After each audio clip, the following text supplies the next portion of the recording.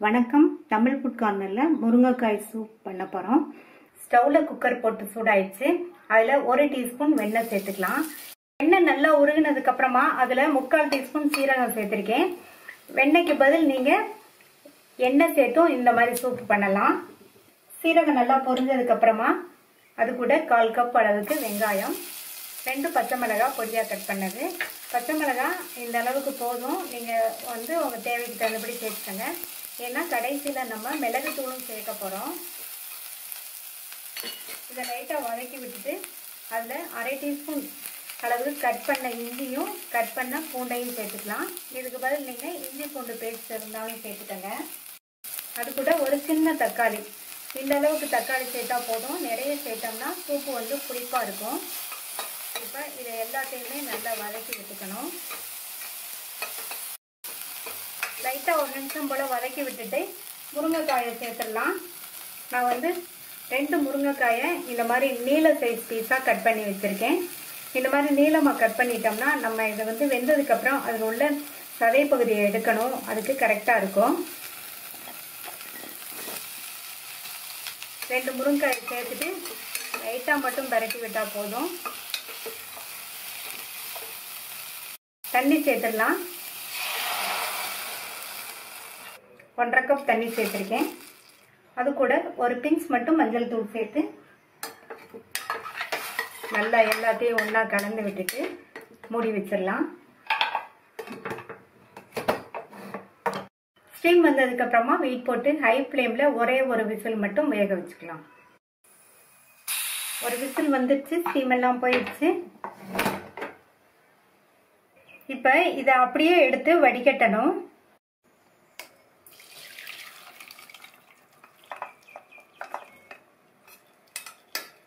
வடிகட்டியாச்சு. வடிகட்டின தண்ணி அப்படியே இருக்கட்டும், கீழே கொட்டிடக்கூடாது.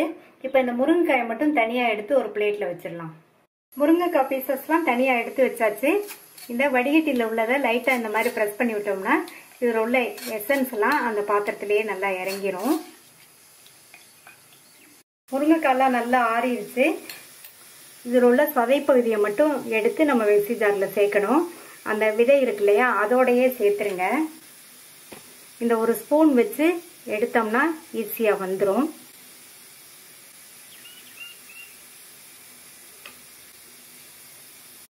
முருங்கைக்காய் வாங்கும்போது நல்லா தடிமனான முருங்கைக்காய் வாங்கினாதான் நமக்கு அதுல இந்த மாதிரி சதை பகுதியெல்லாம் நிறைய இருக்கும். ரொம்ப தின்னா வாங்கினோம்னா அதுல சதை பகுதியே இருக்காது. இதே மாதிரி எல்லா முருங்கைக்காயில உள்ள சதை பகுதியும் எடுத்து மிக்ஸி ஜார்ல சேர்த்துடலாம். எல்லா முருங்கைக்காய் பீசஸ்ல உள்ள சதை பகுதியையும் எடுத்து மிக்ஸி ஜார்ல சேர்த்தாச்சு. இதை தண்ணி சேர்க்காம நல்லா நைஸ் விழுத அரைச்சிக்கலாம். அரைச்ச விழுத முருங்கைக்காய் வேக வச்சு வடிச்ச தண்ணியில சேர்த்துடலாம்.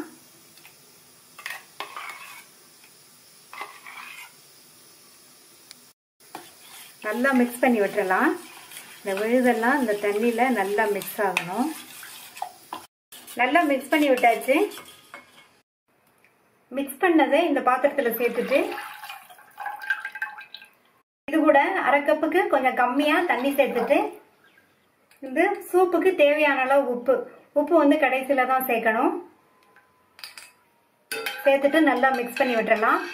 இந்த சூப்பு நல்லா சூடாகி கொதிச்சு ஒரு 3-4 நிமிஷம் இருக்கட்டும்.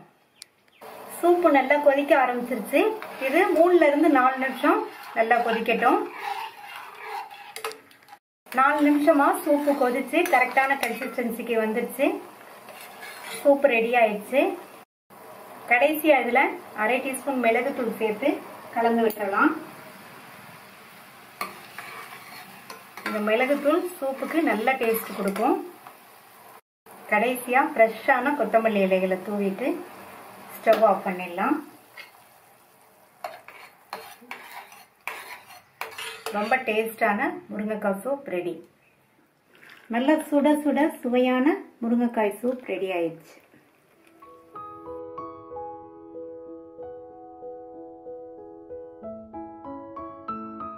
முருங்கைக்காய் மசாலா பண்ண போறோம்.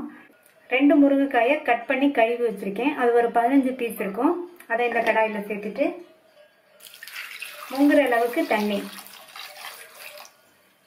2 பிஞ்ச் மஞ்சள் தூள், அரை டீஸ்பூன் உப்பு நல்லா கலந்து விட்டு மூடி வச்சிடலாம். முருங்கைக்காய் 3/4 பங்கு அளவுக்கு வெந்து வரட்டும். முருங்கைக்காய் 3/4 பங்கு அளவுக்கு வெந்திருக்கு. ஃபுல்லா வேக விட்டுறக்கூடாது. 3/4 பங்கு அளவுக்கு வெந்துருச்சுன்னா மசாலாவோட சேர்ந்து நல்லா ஃபுல்லா வெந்துடும். இப்ப தண்ணியோடய இதை எடுத்து வச்சிடலாம். ஸ்டவ்ல கடாய் போட்டு சூடாயிடுச்சு. அதில் 1/2 டேபிள் ஸ்பூன் எண்ணெய் சூடானதும் அதில் 1 டீஸ்பூன் கடுகு பொரிஞ்சிச்சு. கருவேப்பிலை சேர்த்துடலாம். 10-12 சின்ன வெங்காயம் நல்லா பொடியாக சாப் பண்ணது. இதுக்கு பதில் மீடியம் சைஸ் பெரிய வெங்காயம் 2 இருந்தால் சேர்த்துக்கோங்க. 5 பூண்டு ஸ்லைஸ் பண்ணது. இந்த வெங்காயம் ஓரளவு கலர் மாறுற வரைக்கும் வதக்கிக்கணும்.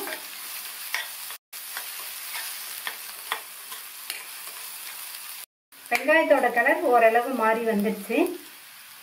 இது கூட 2 மீடியம் சைஸ் தக்காளியை நல்லா பொடியாக கட் பண்ணி சேர்த்துக்கணும். இந்த தக்காளியையும் கொஞ்சம் வதக்கி விட்டுட்டு இது கூட 1/4 டீஸ்பூன் மஞ்சள் தூள், 1 டீஸ்பூன் தனி மிளகாத்தூள், 1 teaspoon Kashmir chilli powder. Kashmir chilli powder இல்லைன்னா நீங்கள் 1/2 டீஸ்பூன் தனி மிளகாத்தூள் சேர்த்துக்கோங்க. 1/4 டீஸ்பூன் சீரகத்தூள், 1/2 டீஸ்பூன் கொத்தமல்லி தூள். இந்த மசாலாவுக்கு தேவையான அளவு உப்பையும் சேர்த்துடலாம். முருங்கைக்காய் வேகும்போது உப்பு சேர்த்தோம். இப்போ இதில் 1/2 டீஸ்பூன் உப்பு சேர்த்துருக்கேன். இது கூட முருங்கைக்காய் வேக வச்ச தண்ணியை கொஞ்சம் சேர்த்துக்கலாம். மசாலாலாம் நல்லா வதங்கி பச்சை வாசனை போக எண்ணெய் பிரிஞ்சு வரட்டும். மசாலாவோட பச்சை வாசனையெல்லாம் நல்லா போயிடுச்சு. ஓரங்கள்லாம் நல்லா எண்ணெய் பிரிஞ்சு வருது. வேக வச்ச முருங்கைக்காயை தண்ணியோடையே சேர்த்துடலாம். சேர்த்துட்டு நல்லா மிக்ஸ் பண்ணி விடலாம். இது கூட இன்னொரு 1/4 கப் மட்டும் தண்ணி சேர்த்துட்டு மூடி வச்சிடலாம். முருங்கைக்காய் மசாலாவோட சேர்ந்து நல்லா ஃபுல்லா வெந்து வரட்டும். சேர்த்த தண்ணியெல்லாம் நல்லா வத்திருச்சு. முருங்கைக்காய் மசாலாவோட சேர்ந்து நல்லா சாஃப்டா வெந்துருச்சு. ஒவ்வொரு முருங்கைக்காலையும் மசாலா நல்லா கோட்டாயிருக்கு. இந்த மாதிரி இருந்ததுன்னா முருங்கைக்காய் சாப்பிட்றதுக்கு நல்லா டேஸ்டா இருக்கும். முருங்கைக்காய் மசாலா கறி ரெடி ஆயிடுச்சு. கடைசியா கொத்தமல்லி தழை தூவிடலாம். ஸ்டவ் ஆஃப் பண்ணிடலாம். டேஸ்டான முருங்கைக்காய் மசாலா கறி ரெடி ஆயிடுச்சு.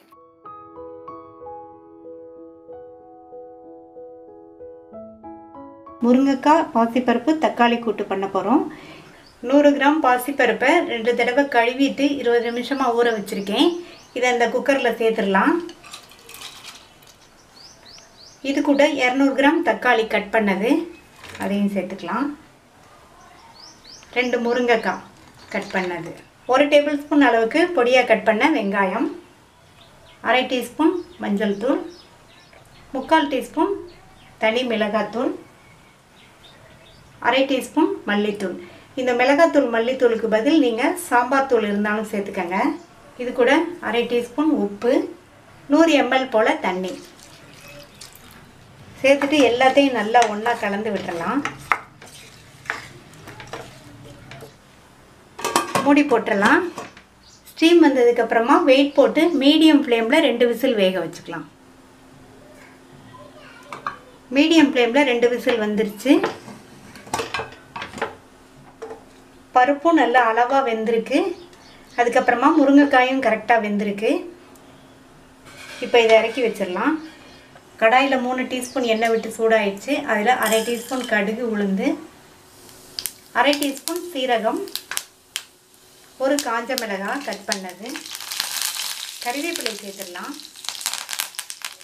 4 பூண்டு கட் பண்ணது, 2 டேபிள் ஸ்பூன் வெங்காயம். நான் பூண்டு சேர்த்துருக்கேன். பூண்டுக்கு பதில் நீங்கள் 1/4 டீஸ்பூன் பெருங்காய பவுடர் வேணாலும் சேர்த்துக்கங்க. இப்போ இந்த வெங்காயம் எல்லாத்தையும் நல்லா வதக்கிக்கலாம். வெங்காயத்தை கண்ணாடி பதம் வர அளவுக்கு வதக்கிக்கணும். இது கூட வெந்த இந்த பாசிப்பருப்பு, தக்காளி, முருங்கைக்காயை சேர்த்துக்கலாம். சேர்த்துட்டு கொஞ்சமாக தண்ணி சேர்த்துக்கலாம். ஸ்டார்டிங்கில் வேகும்போது 1/2 டீஸ்பூன் உப்பு சேர்த்தேன். இப்போ வந்து ஒரு 1/4 டீஸ்பூன் போல் உப்பு சேர்த்துக்கலாம். கரெக்டாக இருக்கும். சேர்த்துட்டு நல்லா கலந்து விட்டுடலாம்.